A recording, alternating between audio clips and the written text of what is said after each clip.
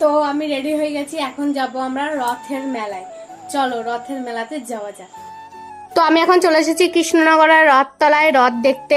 রথ আমরা দেখতে চলেই এসেছি, প্রায় এখানে আমাদের দেখা হয়ে গেছে। পুরোহিত মশাইয়ের সাথে আমরা দেখা করে নিলাম, ও আমাদের পুজোটা দিয়ে নেবে। ওর সাথে একটু কথা বলে এই যে আমাদের পুজোটা দেওয়া হয়ে গেল, ঠাকুরকে আমরা পুজো দিয়ে নিলাম। তোমরা সবাই দর্শন করে নাও ঠাকুরকে। পুরো মেলাটা আমরা ঘুরে দেখে নিলাম। দেখে নিয়ে আমরা চলে এসেছি এখন হাই স্ট্রিটে। হাই স্ট্রিটেও আমরা রথ দেখে নিলাম। রথ দেখে এখান থেকে আমরা খাবো এখন পাপড়ি চাট। পাপড়ি চাটটা কিন্তু দেবে, খুব টেস্টি ছিল এখানকার পাপড়ি চাট। অবশ্যই তোমরা একবার ট্রাই করো। আমরা তারপরে চলে এসেছি শক্তিনগরে। শক্তিনগরের রথটা আমরা দেখে নিলাম।